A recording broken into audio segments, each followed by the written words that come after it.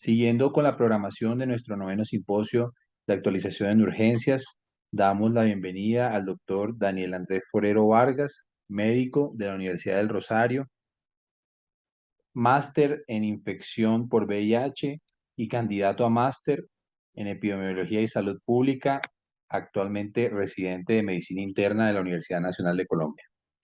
Bienvenido, doctor Forero, y adelante con su conferencia. Muchísimas gracias, doctor Donado y Anil, por la invitación. Entonces, les voy a hablar del manejo de la enfermedad coronaria en el servicio de urgencias. Este va a ser el contenido de mi charla. Primero les voy a hablar un poco sobre epidemiología y el enfoque del dolor torácico no traumático en urgencias, en unos datos muy breves, definición de infarto agudo de miocardio y algunos hallazgos electrocardiográficos que van a orientar al diagnóstico.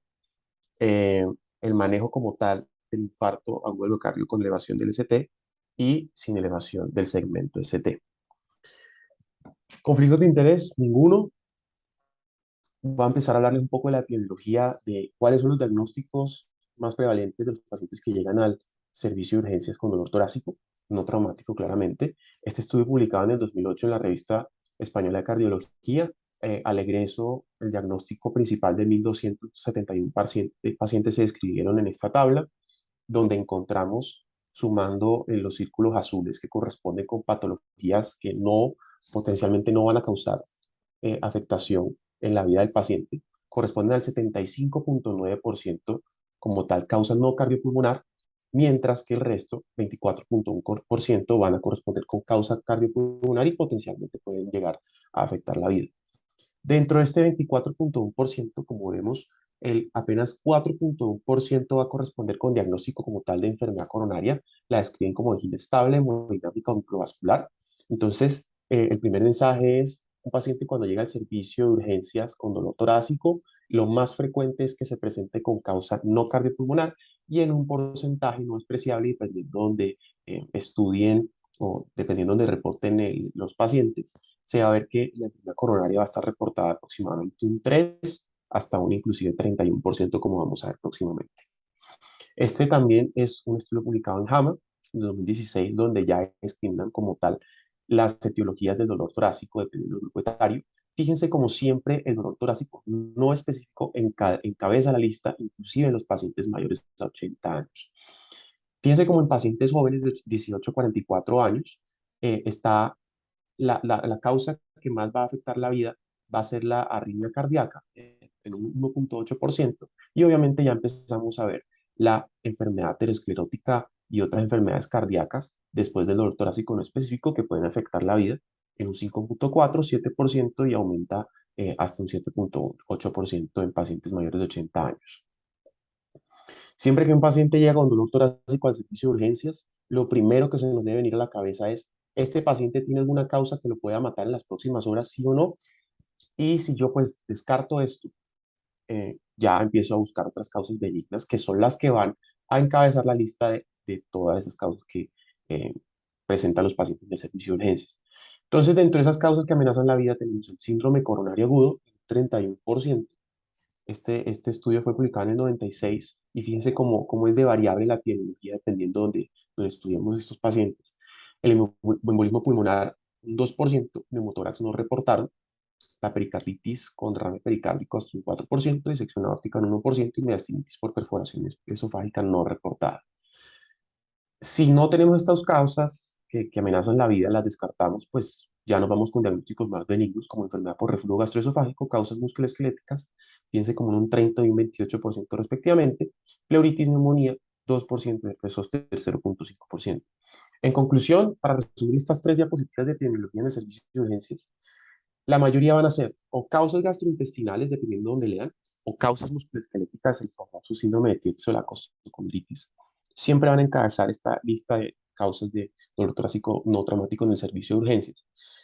Y ya después voy a presentar pues todas estas causas que me pueden amenazar la vida, incluyendo el síndrome coronario agudo, que como les decía oscila en un 3 a un 31% dependiendo de la revisión. O sea, no todo paciente que llega al servicio de urgencias automáticamente va a tener síndrome coronario agudo. Debo realizar un estudio y una historia clínica muy bien hecha, ponderar todos los factores de riesgo, herramientas disponibles para como tal predecir si el paciente o no lo tiene. El síndrome coronario agudo como tal se divide en estas tres entidades: una angina inestable, un infarto sin elevación del segmento ST y un infarto del agudo de miocardio con elevación del segmento ST. La diferencia entre la angina inestable y estas dos entidades va a ser como tal la elevación de biomarcadores. Y a mí me gusta ponerlo porque muchas veces se olvida la angina inestable. Eh, Siempre que tenemos troponinas negativas, descartamos que el paciente esté cursando con una patología potencialmente mortal cuando la angina inestable entra dentro de este tipo de patologías. Y en cualquier momento una angina inestable puede convertirse como tal en un infarto sin elevación o inclusive con elevación del segmento ST. Siempre debemos tener en cuenta la probabilidad de que un paciente curse con síndrome coronario agudo, es decir, si vamos a decir si el paciente tiene o no tiene síndrome coronario agudo. Esto podemos utilizar varias herramientas. Una de estas es la escala publicada por Brownbaum. La última vez que se publicó esta escala dentro de consensos y guías internacionales fue en 2007, en la guía de la AJA de infarto sin elevación del segmento ST, y clasifica los ítems dependiendo la historia clínica, examen físico, electrocardiograma y biomarcadores, donde tenemos en cuenta, por ejemplo, que una alta probabilidad de etiología coronaria es cuando el paciente tiene antecedente de angina previa o antecedente de enfermedad coronaria y presenta un dolor similar al que presentó en el momento que tuvo esa enfermedad coronaria desencadenada o dada por síntomas en una primera instancia. Intermedia cuando el paciente tiene más de 70 años, sexo masculino, diabetes mellitus y su motivo de consulta principal es dolor en el pecho, en el tórax o molestia torácica. Y baja probabilidad, síntomas isquémicos en ausencia de características del riesgo intermedio. Dado por esto que les mencioné, uso reciente de cocaína, y hay un asterisco porque el uso continuo de cocaína puede favorecer la éstasis sanguínea, y uno inclusive ve como pacientes, a pesar de que la fisiopatología es vasoespasmo, cursan con un síndrome coronario con formación de trombo.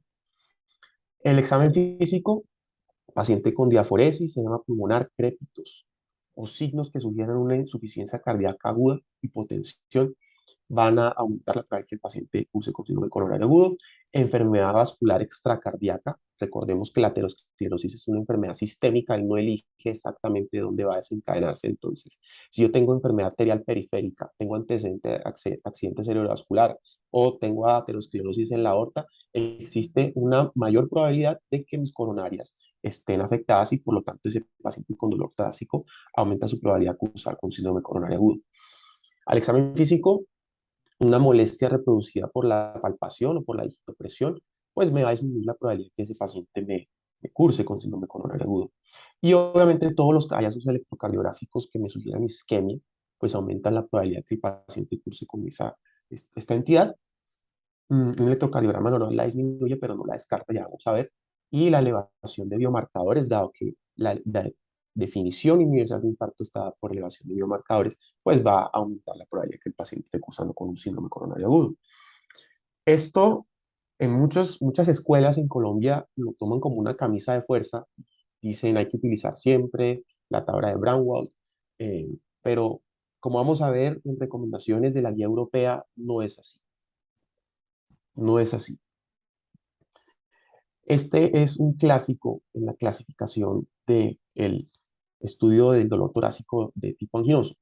Tenemos estas tres características: tengamos un malestar retroesternal de duración y tipo característicos, que sea opresivo, retroesternal, irradiado a hombros, brazos, mandíbula, de duración típica minutos, ¿cierto? La segunda característica es que sea causada por el ejercicio o el estrés emocional. Ojo, no solamente el ejercicio, sino, por ejemplo, un paciente que tuvo una discusión con un familiar, un episodio de mal genio, etcétera, aumenta la secreción de catecolaminas y por lo tanto puede generar el mismo efecto que el ejercicio, y que sea con el reposo y o con la administración de nitroglicerina, teniendo en cuenta que esa administración de nitroglicerina me puede aliviar síntomas de dolor torácico, aunque no sean coronarios, por ejemplo, el espasmo esofágico. Si cumple con las tres características que están acá, hablamos de una angina típica. Si cumple con solamente dos, hablamos de una angina atípica, probable. Y si no cumple con ninguna o con solo una, hablamos de un dolor torácico no cardíaco. Ojo que esta tabla la menciona más que todo en guías de síndrome coronario crónico o angina estable.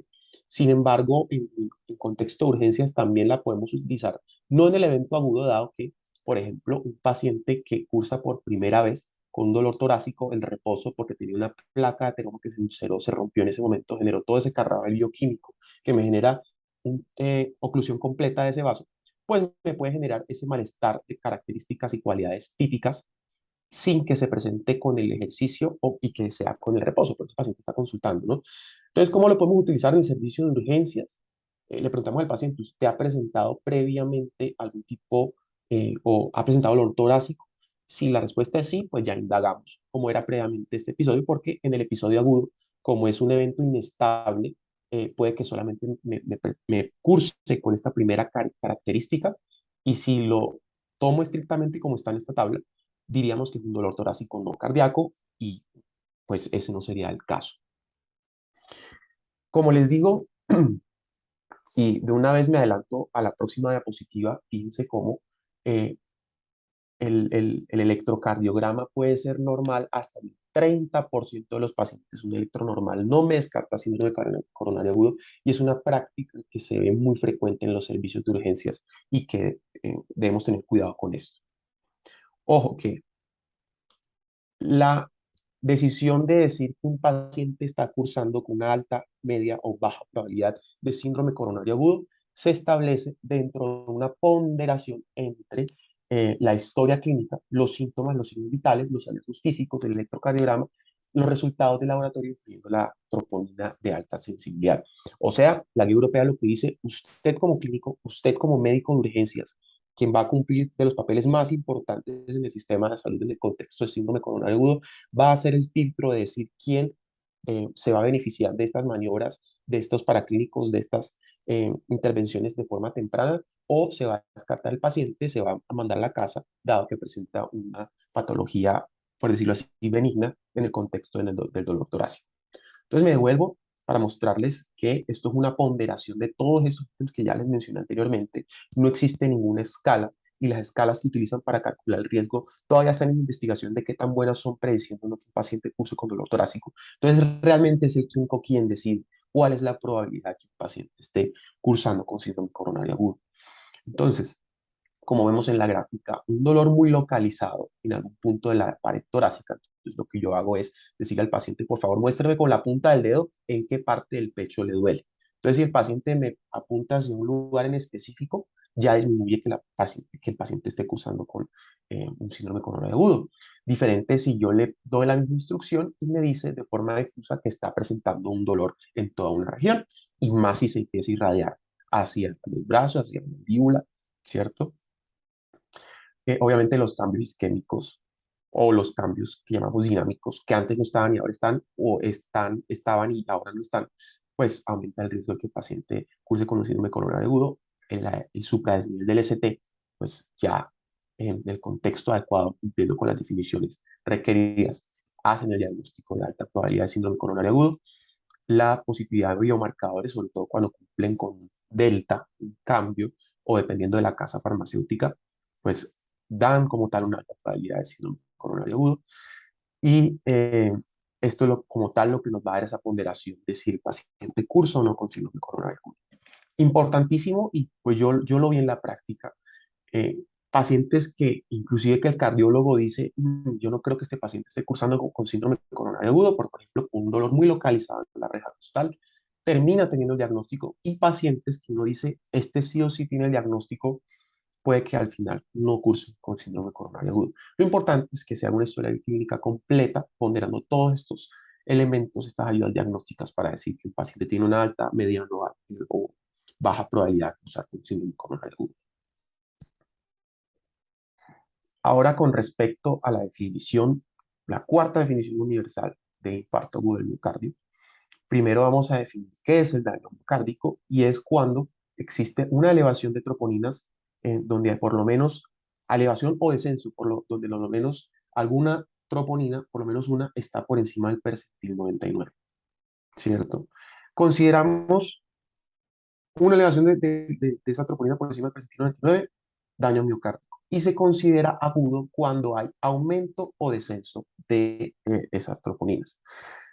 Cuando consideramos como tal que hay infarto, cuando tenemos un daño miocárdico agudo y uno de los siguientes, síntomas de isquemia miocárdica, dado por todos los que les mencioné anteriormente, incluyendo equivalentes sanguinosos, cambios isquémicos nuevos en el electrocardiograma, aparición de ondas Q patológicas, que hay una imagen de pérdida de miocardio viable o anomalías regionales de la contractilidad, siguiendo un patrón compatible con etiología isquémica, o identificación de un trombo coronario por angiografía. Ya la definición tipo 3 es post-mortem, la definición tipo 4 y 5 están relacionadas como tal a procedimientos como la intervención coronaria percutánea o la cirugía de revascularización. Y los niveles, es importante tener en cuenta esta definición porque los niveles como tal para definir infarto van a cambiar de las troponinas. Cuando hablo de intervención coronaria percutánea, se dice que la elevación de la troponina tiene que estar 5 veces por encima del percentil 99, mientras que en el infarto relacionado a la cirugía de revascularización miocárdica debe ser más de 10 veces el límite superior de normalidad. Con respecto a estos cambios clásicos de isquemia que les mencioné en las diapositivas anteriores, pues hablamos de una isquemia subendocárdica cuando tengo una onda T hiperaguda o picuda, una isquemia subepicárdica cuando tengo inversión de la onda T, sobre todo simétrica. Ya voy a hablar de lesión cuando tengo supra o infradesnivel del ST.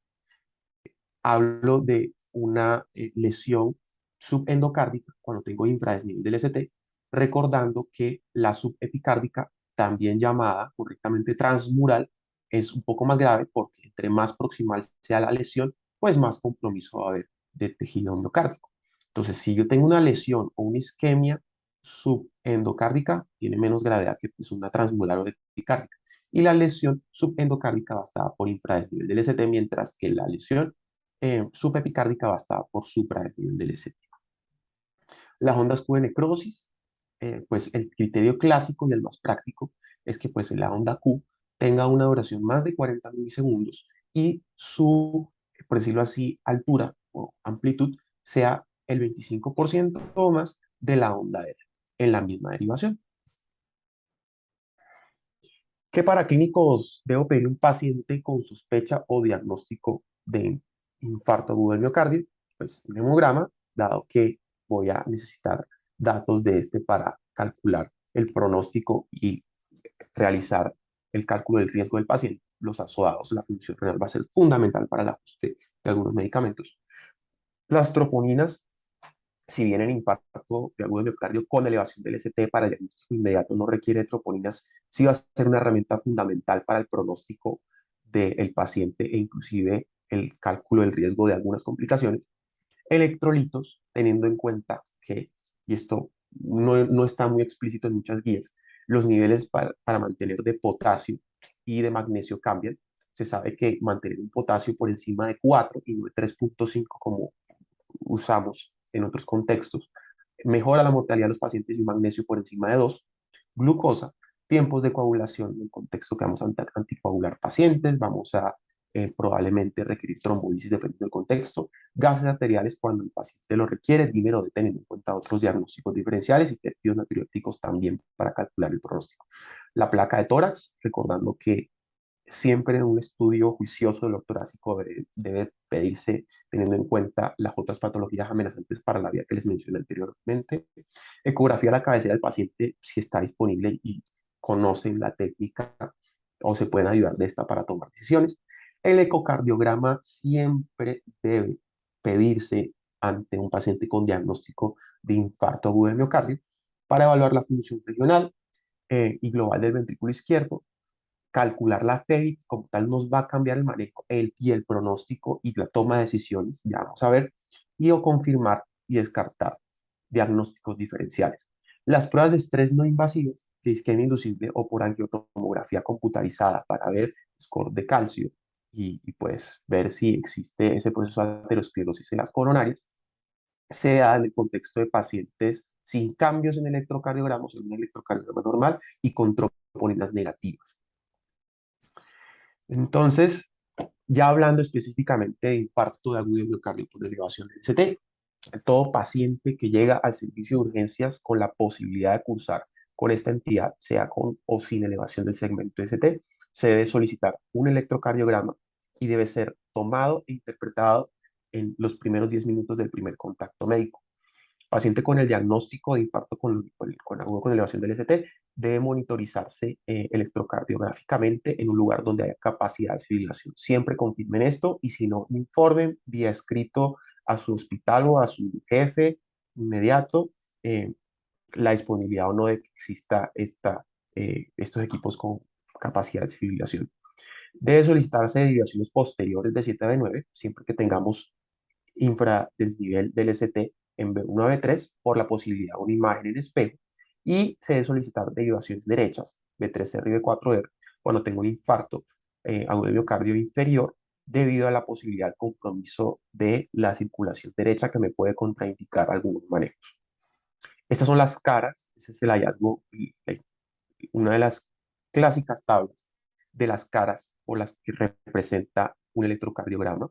Lo B1 y B2 representa la cara septal y la alteración, digamos, isquémica de esta cara, muy probablemente haya compromiso como tal de la proximal de la descendente anterior. B3 y B4 corresponde a la cara anterior. En algunos textos hablan que B1 a B4 es la cara anteroseptal. Ya hay como tal compromiso de la descendente anterior.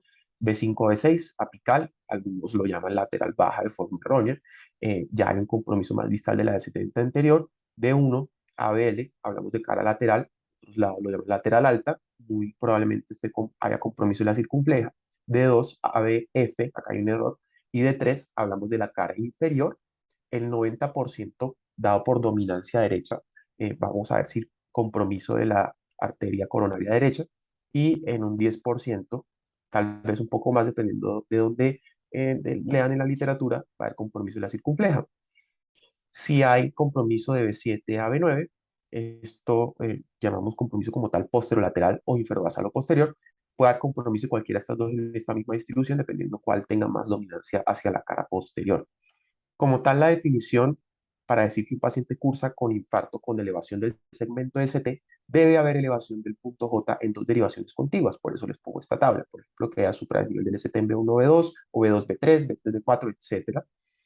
Y esta elevación del segmento ST teniendo en cuenta una calibración de 10 milímetros por cada milivoltio. Entonces, debe ser más de 1 milímetro, o sea, 0,1 milivoltio en todas las derivaciones para poder cumplir con la definición, excepto en B2 y B3, donde vamos a tener que en hombres menores de 40 años, el supradesnivel debe ser más de 2,5 milímetros, en hombres mayores de 40 años más de 2 milímetros y en mujeres más de 1,5 milímetros.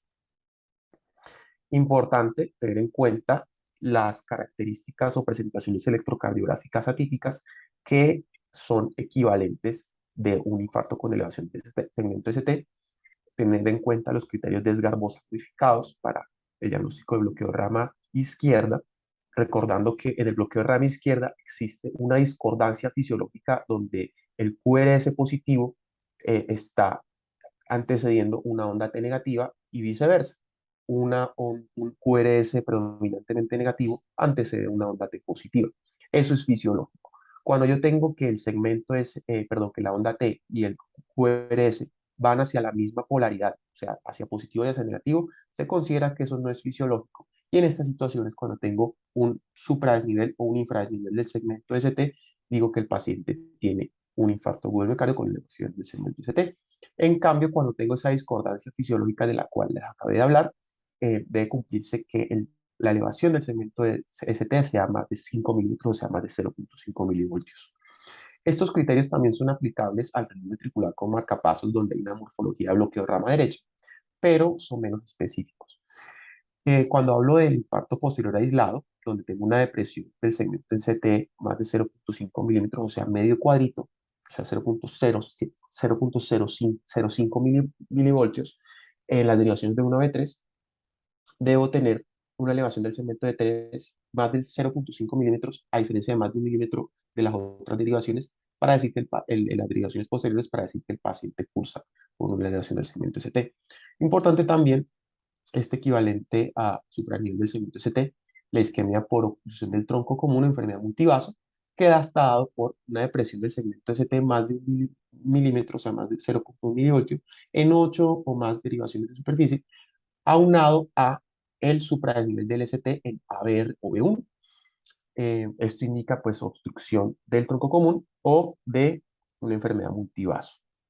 Importante también recordar, solamente lo menciono, eh, los diferenciales y las patologías que pueden presentarse con elevación del segmento ST, la repolarización precoz, elevación del segmento ST como variable normal, que no, generalmente no cumple con los criterios que les acabé de mencionar con respecto a los milímetros, la hipertrofia ventricular izquierda, el bloqueo de rama izquierda, pues para eso utilizamos los criterios de Garbosa, la pericarditis, la hipercalemia, el síndrome de Brugada, el TEP, cardioversión, angina de Prince-Metal. Y pues obviamente el infarto agudo de miocardio con elevación del segmento ST, pues genera elevación del segmento ST. Les voy a poner un ejemplo rápidamente. A mí en el rural me llegó un paciente de 20 años con COVID, diagnóstico de COVID, que estaba cursando con dolor torácico. Le hice un electro, había un supradesnivel del ST, pero al revisar y comentar este electrocardiograma con mis compañeros, llegamos a la conclusión que cursaba un trastorno de la repolarización precoz. El paciente se le dio egreso sin ningún problema y al realizar el seguimiento no tuvo ninguna complicación. Entonces tengan en cuenta esos diferenciales de elevación del segmento ST, que en ocasiones puede llegar a ser inclusive benigno. Los criterios de Sgarbosa pues tienen una limitación en cuanto a su rendimiento diagnóstico. Entonces existe ahora este algoritmo de Barcelona que integra algunos de sus criterios y añade un criterio adicional que ya se los voy a explicar, y pues está publicado en la AJA en el 2020. Miren cómo su rendimiento diagnóstico con un valor predictivo negativo del 96 al 97% y una área bajo la curva ROC de 0,92 a 0,93, estadísticamente significativo en cuanto a su rendimiento diagnóstico superior a los criterios electrocardiográficos clásicos como los criterios de Sgarbosa. Entonces, se cumple siempre y cuando se presente al menos uno de los siguientes. El primero es en relación a los criterios de Sgarbosa, ¿cierto? Que tenga una elevación o depresión del segmento ST concordante con la polaridad del QRS más de 0,1 milivoltios, o sea, 1 milímetro. Y este nuevo criterio que añade el algoritmo de Barcelona es que haya una desviación del segmento ST, sea positiva o negativa, más de 0,1 milivoltios, o sea, 1 milímetro, discordante con la polaridad del QRS, o sea, fisiológico, siempre y cuando el la onda sea R o sea S, la más grande, sea menos de 6 milímetros. Por ejemplo, vemos en esta derivación, que es ABR, vemos que entre, o cojamos esta en ABL, vemos que entre lo positivo y lo negativo lo más predominante es la R, ¿cierto? Entonces utilizamos esta para ver si cumple con el criterio que sea menos de 6 milímetros. Y vemos que 5 cuadros y medio mide esta R, entonces pues cumpliría con ese criterio del algoritmo de Barcelona para poder evaluar si hay o no. Y vemos que hay un infradesnivel mayor o igual a 1 milímetro. Entonces este paciente cursaría como un infarto o miocardio con dilación del segmento ST en el contexto del bloqueo de rama izquierda. Ahora sí, hablando específicamente del manejo como tal del infarto agudo del miocardio con elevación de segmento ST. Existe esta mnemotecnia que es MONA, inclusive uno pintaba una Mona Lisa para acordarse de las siglas que uno debe tener en cuenta del manejo a un paciente con esta entidad. A este MONA le agregamos BB para tener BB MONA, acrónimo mucho más completo. No conozco el autor, la utilizaba un amigo mío que ahora pues está haciendo residencia y lo utilizábamos cuando estábamos en el pregrado. Asumo que él fue el autor de esta mnemotecnia. Eh, BE hace referencia al beta bloqueador. La guía lo que recomienda es que se debe dar oral siempre y cuando no haya contraindicaciones y siempre y cuando la situación clínica lo tolere. O sea, si yo veo que el paciente está empeorando o pueda entrar en choque cardiogénico, pues no le va a administrar el beta bloqueador. Endovenoso está interrogado en cuestión. El betabloqueador endovenoso, en teoría, cuando el paciente va a ser reperfundido, recordemos que toda esta reperfusión, esta nueva llegada de oxígeno ante esas mitocondrias que estaban reprimidas de oxígeno, van a generarme más radicales de oxígeno y van a generarme pues un daño miocárdico transitorio, y eso me aumenta el riesgo de arritmias fatales. Entonces la administración de ese betabloqueador endovenoso me disminuye la probabilidad de que curse con arritmias fatales. Sin embargo, el betabloqueador endovenoso en algunas partes en Colombia está satanizado por un estudio que publicaron en el 2005, realizado en China con aproximadamente 45.000 pacientes, el estudio COMI, donde demostraron que la administración del beta bloqueador endovenoso aumentaba el riesgo de choque cardiogénico. Sin embargo, muchas personas no leen los criterios de inclusión de este estudio COVID, que establece que los pacientes entraron en el estudio siempre y cuando no fueran a ser reperfundidos, o sea, ni angioplastia ni trombolisis farmacológica. Entonces, obviamente, los pacientes, si no van a ser reperfundidos, y yo les administro un medicamento que puede eh, disminuirme la contracción del corazón y la frecuencia cardíaca, pues va a aumentar como tal el choque cardiogénico y la mortalidad. Pero en pacientes que sí van a ser reperfundidos, que por fortuna va a ser la mayoría de nuestros pacientes, más del 90%, pues el beta bloqueador endovenoso podría llegar a ser una opción. No he visto que lo usen realmente en la práctica, pero lo plantea la guía. Y pues vamos a hacer un paréntesis después en infarto agudo miocardio sin elevación del CT con respecto al beta bloqueador endovenoso.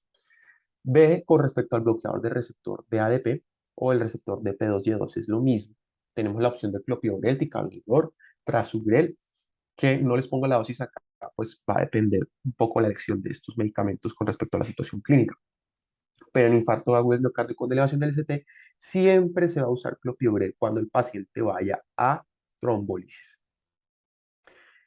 Hay una moda ahora con los bloqueadores del receptor de ADP con base en la nueva evidencia disponible y es que no se deben administrar de forma rutinaria en infarto agudo del miocardio sin elevación del segmento ST. Todavía no tenemos nuevas guías para la entidad de con elevación del segmento ST, la última pues fue la que está publicada en 2017 en Europa.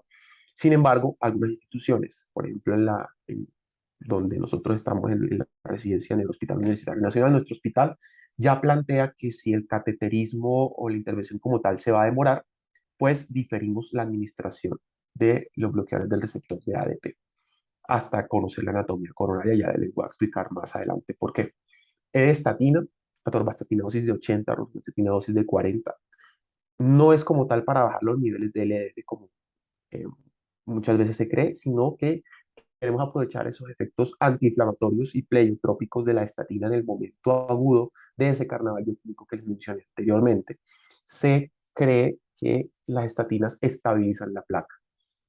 M de morfina como tal para referirse a todos los opiáceos que esté disponible en ese momento, endovenosos, con su aumento gradual de la dosis para aliviar el dolor, teniendo en cuenta que los opioides podrían disminuir la absorción de los bloqueadores de receptores de ADP, ¿cierto? Deben utilizarse para aliviar el dolor, dado que el dolor severo puede aumentar esa respuesta catecolaminérgica, aumentar el vasoespasmo o disminuir la irrigación sanguínea hacia el miocardio que ya de por sí está sufriendo. Y bueno, tener en cuenta siempre la tasa de filtración para titular estos opioides. O de oxígeno siempre debe administrarse de forma rutinaria a los pacientes con saturaciones menos de 90% o presiones arteriales de oxígeno menos de 60 mililitros de mercurio.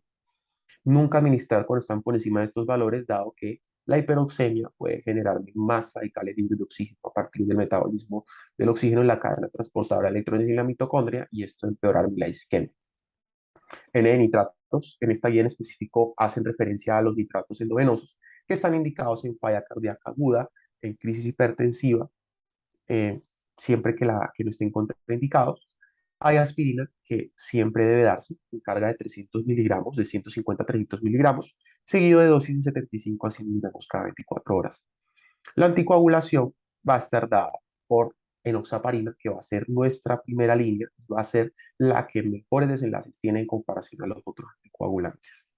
Ojo, que no está recomendado el cambio de heparinas entre sí. Si, por ejemplo, yo a un paciente le administro enoxaparina, es una mala praxis cambiarlo a heparina no fraccionada o viceversa. Aumenta la mortalidad y aumenta el riesgo de sangrado. Esos son los tiempos que debemos tener en cuenta para tomar decisiones en un paciente con infarto agudo del miocardio con elevación del segmento ST.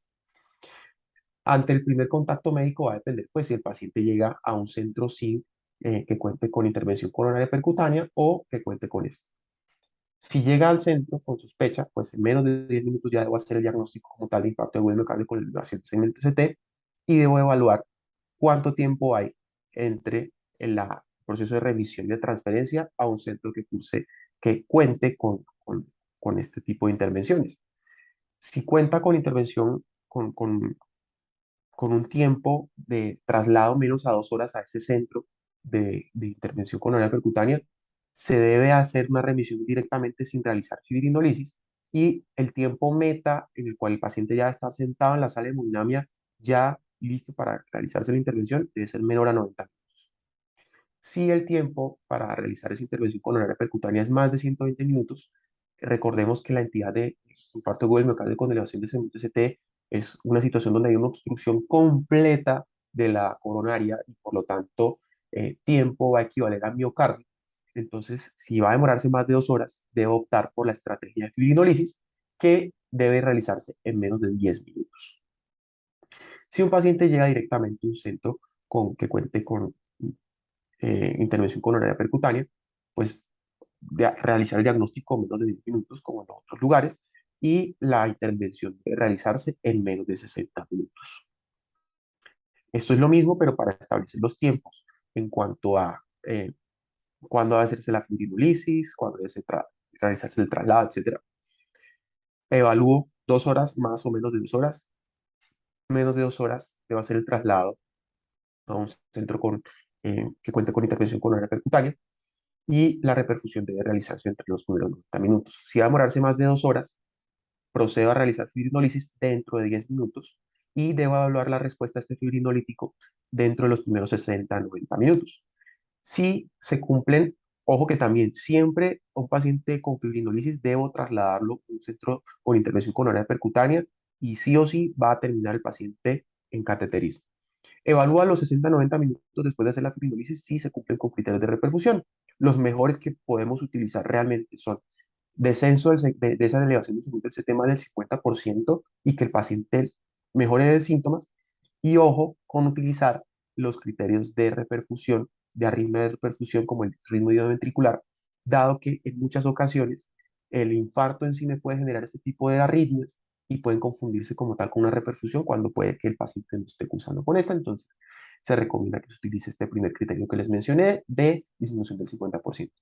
Si se cumple, entonces ya procedemos a realizar esa intervención coronaria percutaria de forma sistemática dentro de las primeras 2 a 24 horas, que es el tiempo que establece la guía.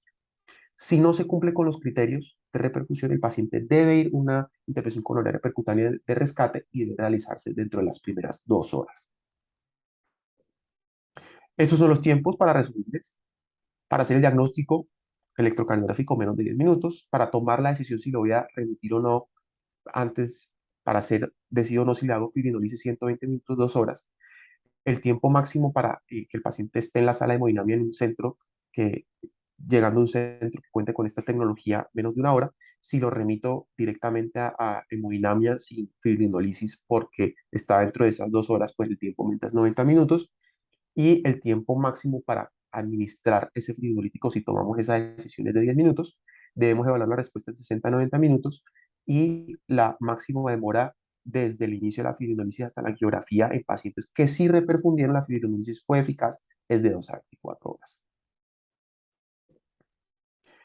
Esta es una tabla que me habla del periodo de ventana, pero como tal, hablando del inicio de los síntomas del paciente, porque pues hay pacientes que se presentan a las 10 horas del dolor torácico por dificultades o porque lo quieren consultar en primera instancia, o hay pacientes que llegan a las 2 horas. Entonces, el periodo de ventana para yo considerar que un paciente es candidato a fibrinolysis es de 12 horas. Si el paciente lleva más de 12 horas con dolor torácico, no es candidato a fibrinolysis farmacológica. La intervención con horaria percutánea va a tener un nivel de evidencia A, grave recomendación 1, dentro de esas primeras 12 horas. La recomendación como tal de realizar una intervención con horaria percutánea de forma primaria a pacientes estables asintomáticos se va a extender hasta 48 horas. Y ya después de este tiempo, desde el inicio de síntomas, no está recomendado. En cambio, sí estará recomendado siempre y cuando el paciente, pues fuera de este periodo de ventana de 12 horas con más evidencia y 48 horas con menor nivel de evidencia, pero siempre va a estar recomendado en el caso de que el paciente persista con síntomas, esté inestable hemodinámicamente o presente con arritmias, dados por la isquemia. Esos son los medicamentos y sus dosis como tal en el contexto de que el paciente vaya a una intervención coronaria percutánea primaria, la carga de aspirina, la carga del inhibidor del receptor de ADP, dado por clopidogrel, si va directamente a la sala de hemodinamia 600 miligramos, Entonces, lo que sugiero que pueden hacer es dar una carga inicial de 300 miligramos en el servicio de urgencias y ya cuando el paciente pase a la sala de hemodinamia se le dan los 300 miligramos adicionales y pues después continúa con su dosis de mantenimiento de 75 miligramos de día. Tenemos el Prasugrel y Ticagrelor, donde el Prasugrel es el inhibidor de ADP, el receptor de ADP más potente y pues la decisión entre uno y el otro eh, va a depender del riesgo trombótico, el riesgo sangrado de cada paciente individual. Aquí está la dosis de carga de 60 miligramos y una dosis de mantenimiento de 10 miligramos al día. Ticagrelor, una dosis de carga de 180 miligramos y una dosis de mantenimiento de 90 miligramos dos veces al día. Estos medicamentos son inhibidores de la glicoproteína 2B3A que van a hacer uso exclusivo de hemodinamia. Nosotros ya no lo vamos a utilizar del servicio de urgencias. Eso como tal, el hemodinamista con base en su experiencia y su pericia y dependiendo de los hallazgos en la geografía, él toma la decisión de si le da una infusión de tirofiban, por ejemplo. Entonces, estos medicamentos yo ni siquiera me aprendo las dosis. Con respecto a la anticoagulación parenteral, eh, les decía, la enoxaparina es la que tiene mejor evidencia, sin embargo, y esto pasa en la guía, recomiendan como primera instancia la heparina no fraccionada debido a que hay más experiencia, sobre todo los hemodialistas que son los que mandan la parada del síndrome coronario agudo, ellos prefieren utilizar la heparina no fraccionada porque se sienten más cómodos y tienen más experiencia utilizando esto. Hay un bolo de 70 a 100 unidades kilo cuando no se prevé la administración de nivel de la proteína 2B3A y de 50 a 70 cuando se van a utilizar. Fíjense que las dos se sobrelapan con una dosis de 70, entonces podríamos utilizarla de forma así sistemática si utilizamos heparina no fraccionada y con eso cumplimos con los dos requisitos en caso tal de utilizar un inhibidor de la glicoproteína 2B3A. Enoxaparina, un bolo intravenoso de 0.5 miligramos kilo y la bivalirudina, pues en caso de que el paciente tenga contraindicación para estos otros dos medicamentos. Esto va a ser más que todo en el contexto de la sala de hemodinamia, el uso de estos anticoagulantes ya cuando el paciente es trasladado rápidamente a la sala de hemodinamia. Y estos son las dosis de los medicamentos de los pacientes que no van a recibir como tal tratamiento de repercusión, o sea, no van a recibir ni fibrinolítico ni intervención coronaria percutánea, que las indicaciones para esto son muy escasas realmente, y pues obviamente dependiendo del contexto de cada paciente. Entonces la dosis de carga de aspirina y clopidogrel va a ser la misma y la dosis de continuo de mantenimiento de la y clopidogrel van a ser igual. Y la anticoagulación parenteral va a ser las mismas que les voy a mencionar en esta tabla, que vamos a hablar como tal del tratamiento fibrinolítico antitrombótico, que hablaron muy bien de la charla pasada. Simplemente paso por mencionarles que en la Plaza es la que he visto en mi práctica, que es la que más se usa, pues deben ustedes conocer muy bien en el centro donde estén, en cuál es el que utilizan y familiarizarse con este. La Plaza habla de estos miligramos dependiendo del peso, aumentando de 5 en 5 y dependiendo si el peso aumentando de 10 en 10 y se reduce la dosis a la mitad para los pacientes con más de 75 años. Aquí como tal se usa sí o sí clopidogrel ni prasugrel ni ticagrelor, a diferencia de cuando van a intervenir con la percutánea directamente. Se hace dosis de carga de 300 miligramos, seguido de 75 miligramos al día, y en pacientes mayores a 75 años la dosis de carga como tal es de 75 miligramos, para tener eso en cuenta. Importante, y esta va a ser una de las indicaciones de la enoxaparina endovenosa, pacientes menores de 75 años, se da un bolo de 30 miligramos seguido en 15 minutos por enoxaparina subcutánea, 1 miligramo kilo cada 12 horas, como conocemos la dosis. Y la duración de la anticoagulación va a estar dada hasta el alta o revascularización o durante máximo 8 días. Pacientes mayores de 75 años no se da el bolo de heparina endovenosa, de enoxaparina, y la dosis se reduce a 0,75 miligramos kilo, recordando que este ajuste de dosis es únicamente en el contexto del síndrome coronario agudo y no en otras situaciones como por ejemplo TEP, como solemos ver. En pacientes con tasa menor a 30, debemos ajustar la dosis y se ajusta es por la duración, se administra cada 24 horas en vez de cada 12 horas. Y recordar que la enoxaparina siempre se va a dar como pretratamiento antes de administrar el fibrinolítico. Recordando que el tiempo de acción como tal de la enoxaparina endovenosa es de 5 a 10 minutos, mientras que subcutánea es de 3 a 5 horas. Entonces, yo administro el bolo de pues doy todo el manejo antiisquémico general que ya les mencioné anteriormente, administro la enoxaparina endovenosa, 30 miligramos. Alguna recomendación de emergencia nos dicen calcule 1 miligramo kilo del paciente, la mitad se lo va a dar endovenoso y la otra mitad se lo va a subcutáneo de una vez y ahí sí puede administrar el antifibrinolytic. Entonces, lo que yo suelo hacer, siguiendo la recomendación de esta guía, es administrar ese bolo de 30 miligramos. Ya mientras voy alistando todo lo que va a hacer para la fibrinolisis, hacer la lista de chequeo que ya muy bien vieron en la presentación pasada, es ir preparando todo. Ya cuando pasen los 15 minutos, pues ya puedo administrar la heparina, la enoxaparina subcutánea. Esta es la dosis y los ajustes dependiendo de la tasa de filtración glomerular. Aspirina no requiere ajuste de dosis. Clopidogrel tampoco, aunque la tasa menor a 15 no hay información, la recomendación de expertos dado su metabolismo hepático es que tampoco requiere ajuste de dosis. En cambio, el ticagrelor y el prasugrel no están recomendados cuando la tasa está menor a 15. La enoxaparina no está recomendada cuando la tasa es menor a 15 y la opción que tenemos para esos pacientes con respecto a la anticoagulación es la heparina no fraccionada, eh, dado que no se compromete como tal por la tasa de filtración y el ajuste se debe hacer por eh, el PTT, debe estar entre 1,5 y 2 veces el control.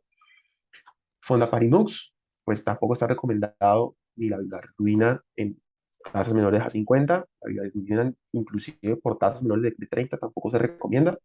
Y como les decía, los niveles de la glicoproteína 2B3A, como el tirofiban, eso es exclusivo del hemoglobina mixta, entonces considero que no es necesario que se prendan estos ajustes. Ese es el contexto del síndrome coronario agudo. Ahora hablemos del infarto agudo de miocardio sin elevación del segmento ST y la angina inestable. Eh, Veamos este algoritmo donde con base en los valores basales de troponina, sus deltas y sus valores a la 1, 2 o 3 horas, pues vamos a clasificar al paciente dentro de, ¿tiene síndrome coronario agudo? ¿No lo tiene? O si no aplica ninguna de estas dos, pues observamos, tomamos una troponina de control con un ecocardiograma, la troponina de control a las 3 horas y reclasificamos al paciente si tiene o no tiene síndrome coronario. Esta es muy baja, el asterisco, como para utilizar un único valor de troponina, solamente se utiliza cuando el paciente lleva más de 3 horas con dolor torácico. Y les quiero mostrar en esta próxima tabla cómo cambian los niveles de troponina dependiendo del tipo de laboratorio. Entonces, realmente lo correcto sería que del lugar donde ustedes laboren, sea que conozcan el tipo de laboratorio que manejan eh, para tener en cuenta los valores de troponina, es muy bajo, como les decía, más de 3 horas de dolor torácico, bajo, el delta dentro de 1 hora, alto, perdón, no delta dentro de 1 hora y el delta dentro de 1 hora para incluirlo dentro del diagnóstico. Lo que pasa es que pongo esta tabla porque muchas veces hablamos del delta al 20% y para ser más precisos y por los cuales los estudios hablan de este tipo de tecnologías dependiendo de la casa farmacéutica, pues va a depender como tal de los valores expuestos en esta tabla. Si definitivamente no cuento con estos valores o no existen datos, pues utilizamos el famoso delta al 20%. Si el paciente tiene una troponina por encima del percentil 99 o no la tenía y ahora sí tiene la troponina positiva o la tenía antes y ahora tiene una troponina más positiva o un descenso, como les decía en la previa definición del universal de infarto con elevación del ST, de infarto agudo del miocardio, perdón, si cumple con ese delta, sea subiendo o bajando más del 20%, siempre y cuando una troponina esté por encima del percentil 99, pues cumple con el criterio. También les pongo esta recomendación para hacerles énfasis que independientemente que el paciente curse con una enfermedad renal crónica, muchas veces lo que hacemos es atribuirle esa troponina elevada a la enfermedad renal crónica, cuando la recomendación es que ignoremos ese dato de la enfermedad renal y utilicemos los puntos de corte como tal para la troponina. Ojo que también ocurre lo mismo con personas de más edad, le achacamos o le echamos la culpa a la edad con respecto a esa elevación de troponinas cuando el algoritmo y la evidencia a la luz en este momento lo que dice es debe utilizarse de la misma forma independientemente del grupo etario. Obviamente ya hay estudios en curso donde están evaluando los posibles ajustes que se deben hacer con base en la tasa de filtración glomerular, pero mientras no contemos con esto, pues recurrimos a utilizar los mismos algoritmos sin dejar ir a los pacientes ni darles ingreso cuando los pacientes tengan troponinas positivas y hay que ver por qué. No le echemos únicamente la culpa a una patología en específico, así no lo recomienda la guía. Este es un resumen simplemente para decirles que existen varias estrategias diagnósticas para hacer el diagnóstico del síndrome de coronario agudo sin elevación del segmento ST, con base en el valor de troponinas tomadas a la hora cero, o sea, al momento que el paciente llega al servicio de urgencias, y teniendo en cuenta su resultado y el tiempo que lleva el paciente con dolor torácico, pues podemos descartar o confirmar el diagnóstico. Ya realizamos la troponina de control y pues aplicamos los criterios del algoritmo dependiendo de la casa farmacéutica. Todos los pacientes que no cumplan con el criterio para ser incluidos o descartados debe realizarse una troponina de control a las 3 horas y obviamente un ecocardiograma para evaluar diagnósticos diferenciales y como tal función global del corazón. Ya si el paciente pues presenta estos cambios de troponinas a las 3 horas hacemos el diagnóstico y si no, pues igual tenemos que estudiar por qué el paciente me está elevando troponinas. Nuevamente les traigo la mnemotecnia de bebé mona. Aquí les quito el bloqueador endovenoso porque hoy en día lo que dice la guía es, hay un poco de contradicción respecto a ese bloqueador endovenoso y es que no hay estudios que con certeza, ponderando toda la información disponible, den aval para usar el betabloqueador endovenoso o no. Entonces, no ponen ninguna recomendación al respecto. Sí ponen el que utilizar el betabloqueador oral, siempre y cuando no haya contraindicaciones. Con respecto a los bloqueadores de receptor de ADP, entonces retomo un poco lo que les mencioné anteriormente. La moda hoy en día es que lo que primero deberíamos hacer antes de dar este tipo de medicamentos es conocer la anatomía coronaria. ¿Por qué? Porque puede que el paciente tenga una enfermedad multivaso y sea candidato a revascularización miocárdica abierta por cirugía.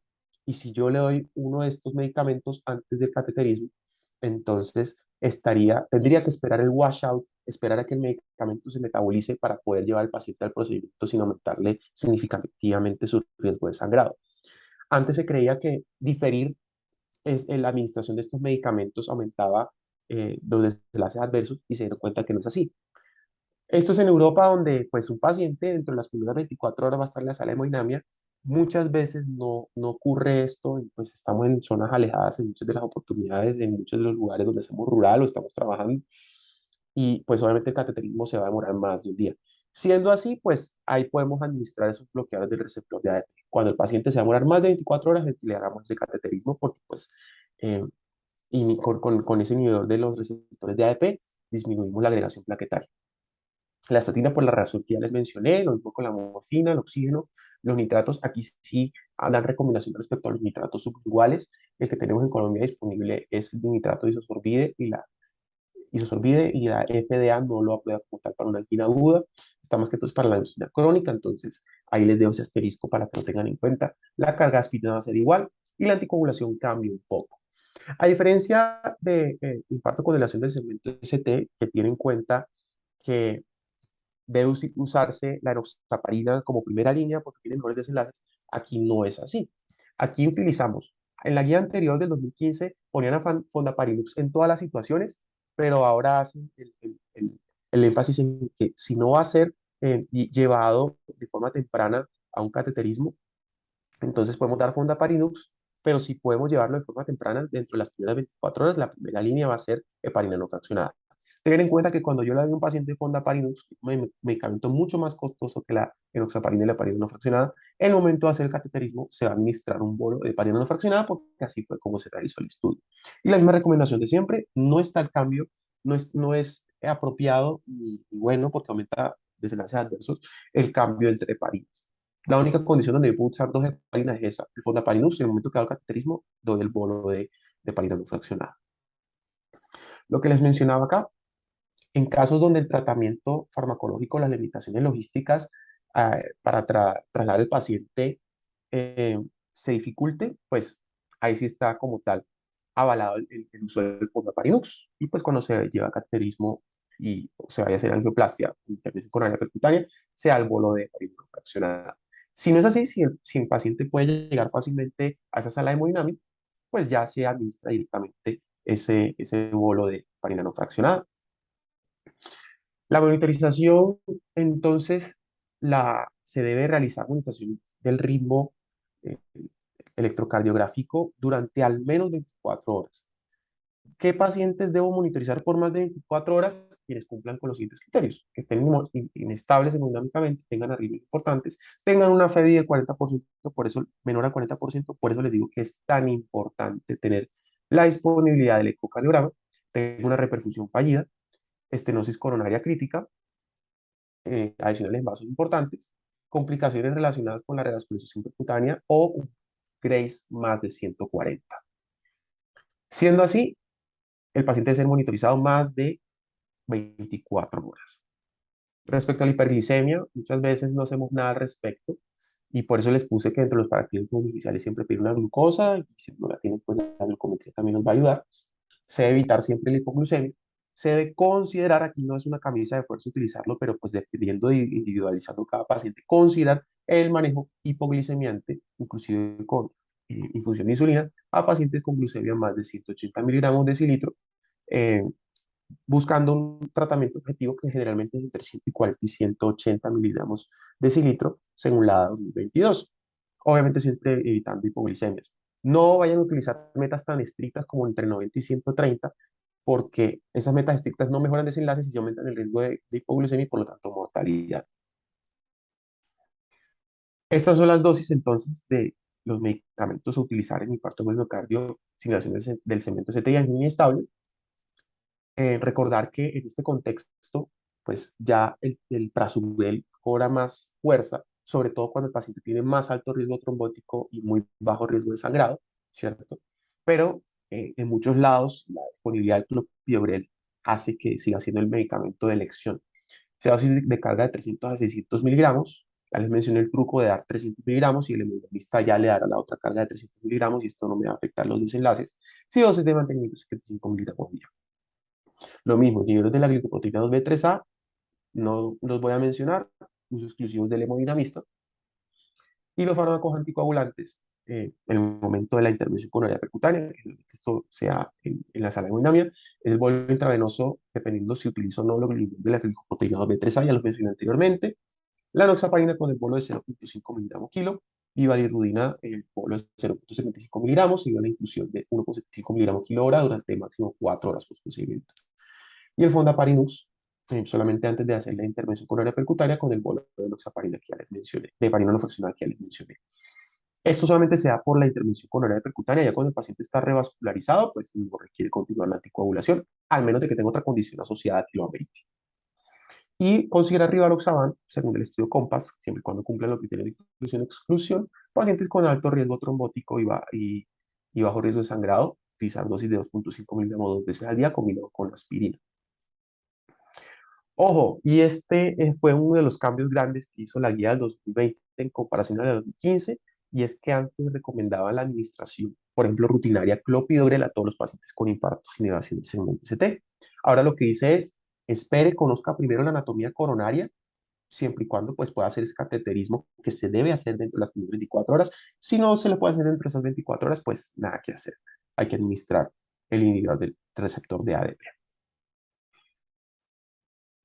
Pacientes con anticoagulación previa, por ejemplo, un paciente con FA que ya está anticoagulado, que tiene una válvula mecánica, esté con warfarina, o que tenga un SAF, etcétera, etcétera. Estas son recomendaciones que se deben hacer. Todavía hay estudios en curso y búsqueda de evidencia mejor disponible para, como tal, hacer recomendaciones con más seguridad, pero esto es lo que tenemos.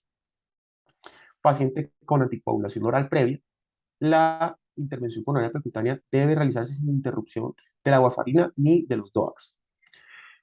No administrar heparina no funcionada si el paciente está con warfarina y el IR es mayor a 2.5. Y los pacientes que están tratados con DOACs, independientemente de la hora de última dosis, sea un anticoagulante parenteral, enoxaparina, por ejemplo, a dosis de 0.5 miligramos kilo, o heparina no fraccionada 60 unidades por kilo. Eh, Está indicada la aspirina, evitar el pretratamiento con inhibidores de P2Y12. Y esto es importante porque muchas veces lo toman como una camisa de fuerza. Cuando tenemos antiagregación dual, se dice que sí o sí hay que dar inhibidores de la bomba de protones y no es así. Solamente se da cuando los pacientes tienen un alto riesgo de hemorragia gastrointestinal, dado por estos factores: antecedente de úlcera o hemorragia gastrointestinal, tratamiento anticoagulante, toma crónica de AINES, o que tengan dos o más de los siguientes: edad más de 65 años, dispepsia, enfermedad por reflujo gastroesofágico, infección por Helicobacter pylori, consumo crónico de alcohol. Siempre está recomendada el acceso radial como acceso vascular preferido, dado su disminución de eventos hemorrágicos, y siempre calcular la dosis con base en la tasa de filtración glomerular, la función renal, y tener en cuenta la corrección de dosis en pacientes ancianos, sobre todo de la enoxaparina. Esta es la misma recomendación que pone la guía colombiana de síndrome coronario agudo, donde recomienda administrar inhibidor de bomba de protones pacientes que tengan alto riesgo de sangrado cuando están con antiagregación dual. O sea, la antiagregación dual no es una camisa de fuerza para poner sí o sí un inhibidor de bomba de protones. Recordemos que los inhibidores de bomba de protones también tienen eventos adversos y debemos evitar la polifarmacia. Y en conclusión, pacientes con anticoagulación previa, se continúa la misma anticoagulación que tenían para realizarse la intervención coronaria percutánea. Entonces, me llega un paciente con infarto, ya está anticoagulado, ¿qué hago con la antiagregación dual? Pues la de continuar durante al menos una semana. Ya después de una semana, puedo suspender la aspirina y continuar, por ejemplo, clopidogrel con apixaban, por ejemplo, recordando el estudio Augustus.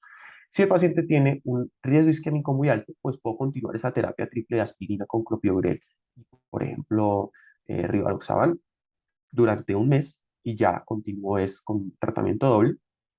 Si el paciente tiene muy alto riesgo hemorrágico, pues debo continuar ese tratamiento doble con el DOAC y el antiagregante plaquetario por 4 meses y ya lo continúo después el DOAC solo.